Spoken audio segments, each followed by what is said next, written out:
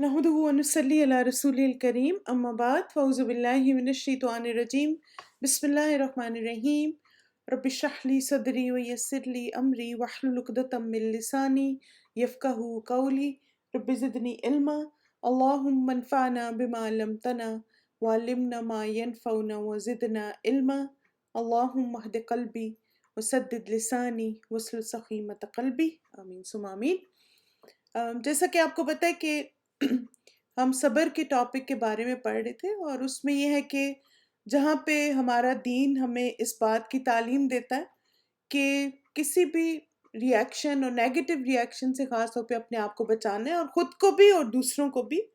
उसके साथ साथ हमें इस बात की भी तालीम दी गई है कि अगर हमें अपने गम का इजहार करना है तो उसका फिर तरीका और उसकी जायज़ सूरत क्या है, क्योंकि आप देखें कि हर इंसान को ना कैथारसिस भी तो चाहिए होता है ना।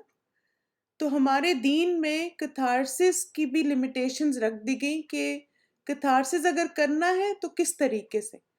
जैसे आप देखें कि जो अमूमन जो साइकोलॉजिस्ट होते हैं या जो मुख्तलिफ साइकोलॉजिकल प्रॉब्लम्स का इलाज करते हैं, तो वो क्या करते हैं कि वो कहते हैं जस्ट वेंट इट आउट, जो तुम्हारे दिल में ना तुम कह दो, अच्छी बात है, बुरी बात है, मसलन गलत है, सही है, बस you have to let it go, अंदर से बस उसको निकालो।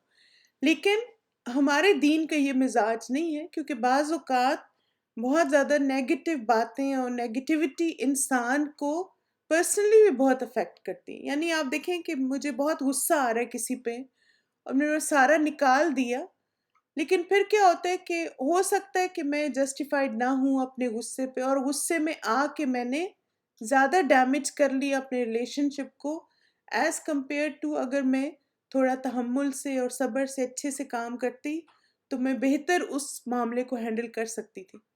तो हमारे दीन में ना जैसे फौरी रिएक्शन और फौरी जैसे अपने आप को वेंट आउट कर देना और फौरन एकदम से रद्द अमल का इजहार करना, इन चीज़ों को डिस्करेज किया गया, लेकिन उसके साथ ही तरीका भी बता दिया गया कि क्या करें। जैसे आप देखें कि एक एग्जाम्पल आप देखिए कि उमर रज़ियल्लाहु जो थे उनको बहुत गुस्सा आता था ना, और जैसे बहुत सारे आपने वाक़यात उनके बारे में पढ़े भी होंगे कि अक्सर वो नबी सल्लल्लाहु अलैहि वसल्लम को क्या कहते थे, जब भी किसी कहीं कोई देखते थे कोई नाफरमानी कर रहा है अल्लाह के रसूल की या कोई ऐसी उसने बात की जो कि दीन के खिलाफ है, तो वो क्या कहते थे, या रसूलल्लाह मुझे इजाज़त दीजिए कि मैं इसकी गर्दन उड़ा दूं। लेकिन हम देखते हैं कि उन्होंने अपने गुस्से को चैनलाइज किया किस तरफ, अल्लाह की नाफरमानी की तरफ। यानी उनको फिर गुस्सा उन बातों पे आने के बजाय जो कि अच्छी हैं और अल्लाह की कुर्ब वाली हैं और अल्लाह की रज़ा वाली बातें हैं, तकवा वाली बातें हैं, उसके बजाय उन्होंने अपने गुस्से को चैनलाइज किया उन बातों की तरफ जो अल्लाह की नाफरमानी में आती। तो हमें भी ना अपने गुस्से को इसी तरह चैनलाइज करना चाहिए। हमें अपने ऊपर गुस्सा कब आना चाहिए, जब हम गलत काम करें, जब हम अल्लाह की नाफरमानी करें, ना कि बगैर सोचे समझे हर वक्त ही हम गुस्से में रहें, शॉर्ट टेम्पर्ड होके रहें। One one word is out you can not take it back. बिल्कुल, जैसे आप देखें एक वो मुहावरा भी आता है ना कि तीर कमान से और अल्फाज ज़बान से एक दफ़ा निकल जाए तो वापस नहीं आ सकते। आपने जो एक दफ़ा कह दिया ना वापस नहीं हो सकता, और एक दफ़ा जो तीर चला दिया वो भी वापस नहीं आ सकता। तो लिहाजा दोनों कामों को बहुत मोहतात और अच्छे तरीके से करना चाहिए।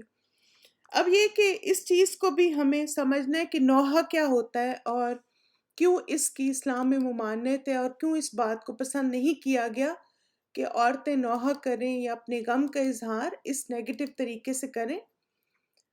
नौहा क्या होता है, मैयत पर उसके अजीज़ व अकारिब का ज़ोर ज़ोर से रोना,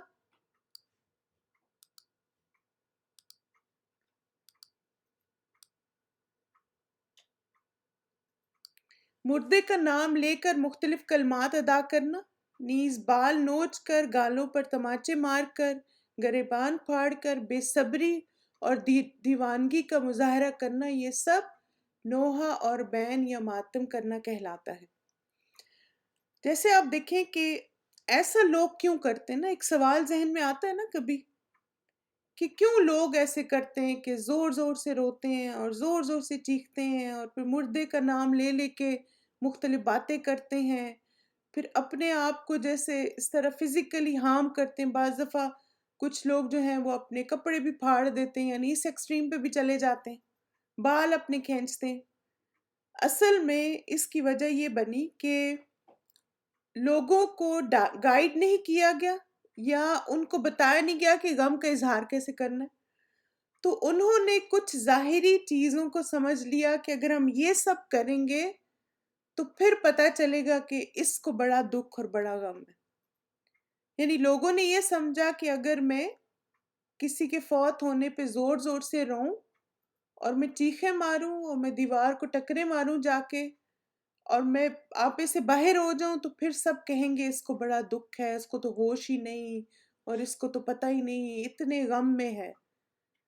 تو آپ دیکھیں کہ جب یہ کیا جاتا تھا تو اس کی یہ وجہ تھی. لیکن الحمدللہ اللہ کے رسول صلی اللہ علیہ وسلم کی زندگی میں بھی ایسی باتیں ہوئیں اور اس سے پھر انہوں نے لوگوں کو سمجھایا کہ غم کا اظہار کرنے کا یہ طریقہ درست نہیں ہے. ٹھیک ہے آپ دیکھیں غم ہوتا ہے، سب کچھ ہے، لیکن اس میں ان چیزوں کو ہمیں منع کرنا. اور آپ کو پتہ ہے کہ کچھ علاقوں میں اور ایون عرب میں بھی یہ موجود تھی بات کہ وہ خاص طور پہ نا کچھ عورتیں ایسی ہوتی تھی جن کو بلایا جاتا تھا اور وہ آ کے خاص قسم کے اشعار اور خاص قسم کی باتیں کیا کرتی تھی مردے کے بارے میں یا جو شخص فوت ہو جاتا تھا، اور اس کو بڑا پسند کیا جاتا تھا. اور پھر یہ بات آپ دیکھیں کہ بعد میں بھی کی گئی کہ جیسے ہر گاؤں اور ہر علاقے میں کچھ ایسی خواتین ہوتی ہیں جو بہت زیادہ خاص قسم کے اشعار اور خاص قسم کے بیان کرتی ہیں جب کوئی فوت ہو جاتا ہے، اور پھر سب لوگ سن سن کے روتے اور جھومتے. تو ان چیزوں کو پسند نہیں کیا گیا. اچھا اس کی وجہ کیا ہے ناپسندیدگی کی؟ کیونکہ جو ہمارا ایک عقیدہ ہے نا، اور عقیدہ کیا ہے کہ ہر انسان کی تقدیر لکھی ہوئی ہے اور ہر انسان جو دنیا میں آیا اس نے جانا ہے. ٹھیک، اللہ تعالیٰ نے جس طرح ہمیں زندگی دی اسی طرح اللہ موت بھی دیتا ہے. ہماری زندگی دو حصوں میں تقسیم ہے، ایک ہے دنیا کی زندگی میں اور ایک ہے آخرت کی زندگی. تو ہم دنیا میں آتے ہیں، ہمیں ایک ٹائم دیا گیا، یہاں ہم ٹائم گزارتے ہیں، ٹائم لمٹ پوری ہو جاتی ہے، پھر موت آتی ہے، پھر ہماری نیکسٹ لائف کی ٹائم لمٹ شروع ہو جاتی. تو جو انسان کسی کے جانے پہ جب اتنا زیادہ آپے سے باہر ہوتا ہے تو اس کا مطلب ہے وہ تقدیر کو جھٹلا رہا ہے. یعنی اس کا کیا مطلب ہے کہ آپ نے ایکسیپٹ نہیں کیا کہ اللہ کی امانت تھی، اللہ کے پاس چلی گئی. یعنی یہی مطلب ہے نا، یعنی انسان ایک طرح سے اتنا زیادہ جب آپے سے باہر ہو جاتا ہے تو وہ اللہ تعالیٰ کی تقدیر کو جھٹلا رہا ہوتا ہے اپنے اس ری ایکشن سے. تو اس لیے اس بات کو ڈسکریج کیا گیا اور اس سے منع کیا گیا. ہمارے دیہاتی علاقوں میں ابھی بھی نوحہ اور بین کی باقاعدہ رسم ادا کی جاتی ہے. جیسے میں نے خود بھی دیکھا کہ مثلا میت پڑی ہوئی تھی اور پھر 6-7 عورتیں کھڑی ہو گئی اور خاص قسم کے نا انہوں نے کچھ گانے شروع کر دی جو مجھے خیر سمجھ نہیں آئے تھے، لیکن اس میں نا جیسے یہ تھا کہ وہ بولتی جاتی تھی پھر سارے فیملی والے اتنا روتے تھے سن سن کے نا. تو یہ اصل میں بین ہوتا ہے. نوحہ خوانی کے لیے دو عورتیں ٹولیوں کی صورت میں آمنے سامنے بیٹھ جاتی ہیں اور اونچی اونچی آوازوں میں مرحوم کی باتیں یاد کر کر کے اس کی جدائی کے غم میں شرکیہ الفاظ بولتی. یعنی ایسی باتیں کرنا جو اللہ تعالیٰ کو ناپسند ہیں، اور ساتھ ساتھ ماتھا، گال اور سینہ پیٹتی ہیں یا پھر کھڑے ہو کر عجیب عجیب طریقے سے ایک دوسرے کے ساتھ گلے لگ کر جھوم جھوم کر ناشکری اور شکوے بھرے کلمات دہراتی رہتی. بعض اوقات یہ کلمات عجیب راگ کی سی صورت اختیار کر لیتے ہیں. یہی صورت اسلام سے قبل عرب کے جاہل معاشرے میں موجود تھی اور باقاعدہ نوحہ اور بین کے لیے پیشہ ور خواتین سے مدد لی جاتی تھی. یعنی آپ دیکھیں کہ وہی بات ہے کہ ایک نا ان نیچرل وے میں غم کا اظہار کیا جاتا ہے اور ایسی باتیں کی جاتی ہیں اور اس طرح کے راگ گائے جاتے ہیں تاکہ گھر والے سنیں ہائے ہائے ہائے یہ کیا ہو گیا، ہائے ہائے ہائے، اس طرح کر کے. اور پھر اس میں اس طرح کی شکوے بھی، ہائے اب میرا کیا ہوگا، میرے سر سے چادر اتر گئی، اور پتہ نہیں ایسی کیا کیا ڈائلاگز بولے جاتے ہیں. مثلاً یہ غم کے اظہار کا کوئی طریقہ نہیں ہے، بالکل بھی پسندیدہ نہیں ہے. اب یہ ہے کہ اگر واقعی ہمیں اتنا دکھ اور غم ہے تو ہمیں کیا کرنا چاہیے. اسلام دین فطرت ہے، غم کے موقع پر رونا فطری امر ہے، مگر اس غیر اختیاری فعل کو بھی مسلمانوں کے لیے بے لگام نہیں چھوڑا گیا. یعنی ان کو یہ نہیں کہا گیا اچھا جیسے تمہارا دل کرتا ہے غم کا اظہار کرو، نہیں، بلکہ غم کے اظہار میں حد سے تجاوز کرنے اور اسے نوحہ کی شکل میں دے کر زبان کو بے قابو ہونے سے سختی سے روکا گیا. اور اس کی مثال کیا ہے؟ ابن عمر سے روایت ہے، یہ بہت امپورٹنٹ حدیث ہے،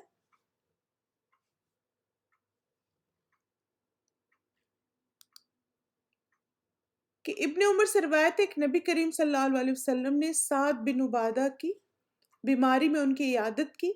آپ صلی اللہ علیہ وسلم کے ساتھ عبد الرحمن بن عوف، سعد بن ابی وقاص اور عبداللہ بن مسعود رضی اللہ عنہم بھی سعد سے مل کر رسول اللہ صلی اللہ علیہ وسلم تھے.